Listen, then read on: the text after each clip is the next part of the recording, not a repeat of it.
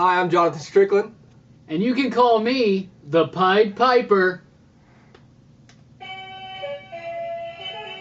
Ooh, I'm controlling you with my Pied Pipers. Do you... Like Pied Piper. You understand that is not Pied Piper's instrument. It's a flute. That's a dragon dagger from Power Rangers. But I got lots of swagger with the dagger. Let's do the show. Time to pay the piper. Feeling like the Flash, better yet I'm Barry Allen. Can't rewind time without messing up the balance. Told my girl I don't think I really got the talent. She said go chase your dreams and see what God allows to happen. Past tense to rapping Randy Savage. Do you know how many years they'll label me as average? But now I'm back and I'm better than I've... Hi everybody, welcome back to the DeeP's Flashback. I'm Robbie Billups, and thank you for joining us. Today we'll be talking about the 11th episode of The Flash, The Sound and the Fury, featuring the Pied Piper, who I thought was really awesome. I was like, holy shnikes, they made the Pied Piper cool. Yeah, we weren't excited about him last Not week. at all. Yeah, you can go back and watch the show. We're like, eh. But yeah, watching the episode, he was pretty legit. I thought he was really, really cool. I like that they actually didn't give him the pipe, but he had the gauntlets, and if you look closely, you can see that it's got the little notes on it and everything, and I thought it looked really, really, really cool. Originally, the Piper, he first appeared in 1959 in The Flash 106, and his first power was, actually he was deaf growing up, and they did some experimental surgery and healed him, so now he can hear, and he got into sonic technology and developed this pipe that would give him hypnotic powers over people. Of course, they made it a little bit more techy, a little bit more science fiction, and not so much fantasy in this. And I really liked some of the changes. I liked the costume. He looked good. The actor that was playing him was really good, Andrew Mentis, and did a fantastic job. And of course, the biggest part of the episode is delving into the history of Harrison Wells. Yeah, that took the cake for me because seeing Harrison, one, use his powers, two, we dig a little bit into his past a little bit, not really, but kind of, and you just want to know more. You're hooked. It was definitely Harrison's episode, even from the beginning when Pied Piper first makes his, it's time to pay the piper, makes his announcement, and they shatter all the glass, and getting to see Harrison use his speed abilities was really, really exciting to me. And I do believe, if you look closely, it's Red Lightning. Yeah, oh yeah. It's the Red Lightning of the Reverse Flash. Oh yeah. So the opening was really, really cool. I like that Joe and Eddie, in their investigation, now Joe's even more suspicious of Wells, which leads me once again to believe that Joe is going to die by Wells's hand. He's going to find out too much information, and it's going to tug at our hearts. It's like, oh. Yeah, Joe does not trust Harrison, and he's kind of playing devil's advocate because when he talks to Barry, he's like, oh yeah, I'm cool with him, but then he has Eddie digging into his past. So. Absolutely. Now, do also understand that Eddie is the one who's like, well, I didn't find anything super suspicious. A lot of people still believe that maybe Eddie is in league with Harrison and another Reverse Flash, so we shall see. I personally think Harrison is a descendant of Eddie from the future. That's what I believe. I think he's Eobard Thawne. And two, when Joe was like, they were talking, and they're like, you want me to keep digging? And he's like, yeah.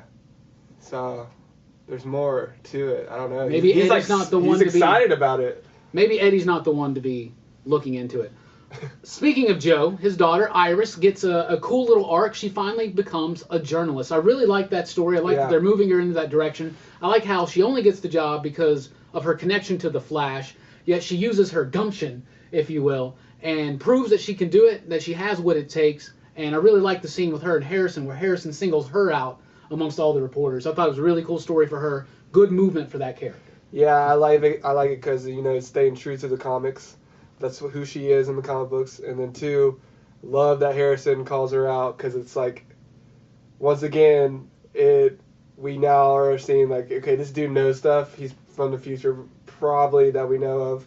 And he's seen that Iris is going to be a really, really good journalist. She may have even written one of the articles in that paper that we keep saying from 10 years in the future. She probably wrote it. So last week we were very amazed at Cisco. Again, Cisco has always been a treat on this show. Really, really good episode for Cisco. Of course, he's kind of got a rivalry with Pied Piper, with Rathaway. So, what do you think about that? I thought it was great. Yeah, I thought it was good because they were both very intellectual, so they're having their intellectual wars. Their first meeting. Yeah. He's like, dope place, yo. He's like, oh, what a coincidence. We're going to put that on the, on the company card. Yeah, so Cisco's more like hipster intellectual, but like still knows his stuff, and then Pied Piper's more just like. He's a jerk. He is a jerk. He's a jerk, and I like that spin on the character. Yeah. In the comic books, he eventually becomes a good guy and teams up with the third Flash, Wally West, a lot. And he was also one of DC's first openly gay characters. So he's kind of an important character, and he has a lot to him. So I thought that the history between him and Wells, the secrets that he knows about Wells, and his whole animosity towards Cisco, I really liked. And James Lineback, who works on the show with us, thinks that maybe those gauntlets could be a precursor to something that he could use as Vibe in the near future, and setting up his arch enemy. Yeah, that's how we know the character in the comics as his Vibe. So what about the big reveal that Harrison was warned that the particle accelerator could blow up, and then that gets revealed to Barry and Caitlin and Cisco? Caitlin's reaction to that just kind of hit me. I really liked her on the show. That whole reveal, I really liked it a lot. Yeah, it was good, but I feel like it was built up a little bit. For me, it was like, oh crap, he's about to tell him he's the Reverse Flash. And it was just like, okay, I mean, that's sad, but like people died, but... Well, I really like that.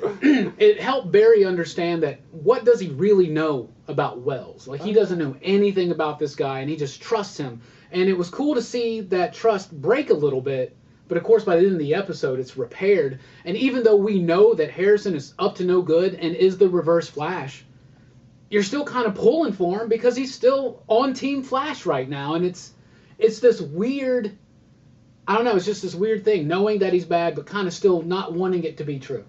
I also thought for a second when he's like, I have something to tell y'all, and I thought he was just going to stand up for a second. That would have been awesome too. Harrison was the ultimate victor in the episode too, because he gets to, he goes and what about in the speech when he says, I have failed this city? Ollie Queen's somewhere now, just like, yes, you have, my friend. Classic CW. But as I was saying, Harrison is the real victor because he doesn't get completely outed. People think, oh, you did this heinous thing, but they don't really know all the heinous things that he has done. And he kind of wins back the trust of Team Flash. Harrison, man. I think that shows you, too, just how twisted he kind of is. Like, he has the ability to have these dual personalities. Like, I am an awesome guy, and I can talk you into things, basically. Because in the span of one episode, they found out he basically killed all these people, and at the end of this episode, they had their full forgiveness for him. Yeah, they even took their little, photo together, which bad move on Barry's part. I'm sorry.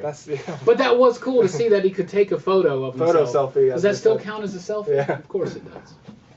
I really liked it. And of course, the fight at the end, because the Piper has Barry down, and he's got his frequency, and he's just grinding his organs into dust. And Harrison is the one that ultimately saves the day. So this is a Harrison. Barry was in the episode just very little. He was a supporting character, and this was definitely Harrison. And Pied Piper, I really hope we see more of him soon, and I'm sure we will, because even when he was captured, he's like, I know about Firestorm. Yeah, I'm excited for Firestorm to see what they bring in with his multiple personalities. So I want to see Robbie Emil as him, because I'm stoked for him. I liked him in The Tomorrow People. I don't know if you ever watched that. It's kind of a cool show. It's first season's on Netflix. Watch it. Okay.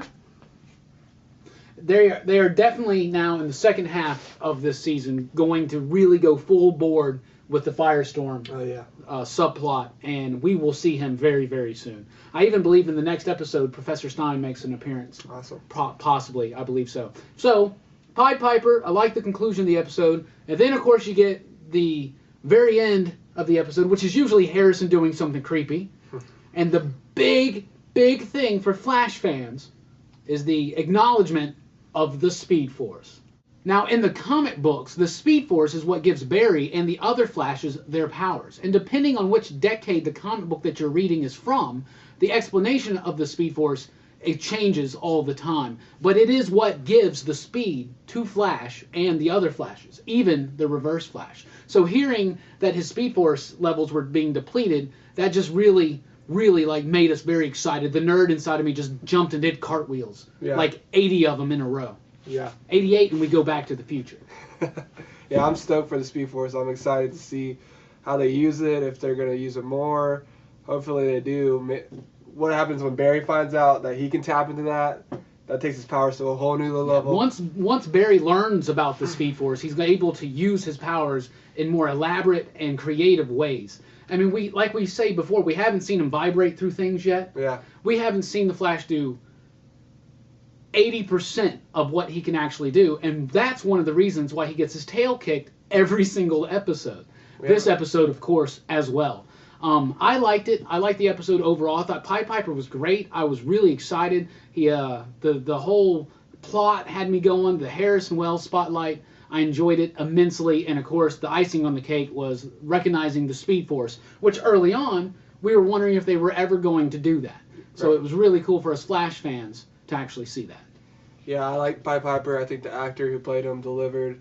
I like Harrison being a focal point of the episode, even if they weren't really trying to. It felt like he was. I feel like he could hold his own story arc, just him, without the other guys there. Well, Tom Cavanaugh is killing it as Harrison Wells. It's excellent. I like it. I do too. Next week, we get, I guess, our Valentine's Day episode. They're going to introduce Linda Park as a new love interest for Barry, who we know as the future wife of the future Flash, Wally West. Slightly creepy for us comic book fans, but we'll get over it. It's a whole new universe, right? Right. Also, we'll meet the villain, Jeff Johns' created villain, Peekaboo. So I'm looking forward to that. Oh, yeah. Jeff Johns is my homie. Jeff Johns, thank you for the Flash and all the other work that you do. You what got me in You the have comics. a fan here. Yes. All right. Well, on behalf of everybody here at the Deep Comics and Games, thank you for watching Flashback. We'll be back next week. I'm Robbie Billups. I'm Jonathan Strickland. And we'll flashback then. I hate it when you do I know. That's why I do it. Feel like the Flash, better yet I'm Barry Allen. Can't rewind time without messing up the balance. Told my girl I don't think I really got the talent. She said go chase your dreams and see what God allows.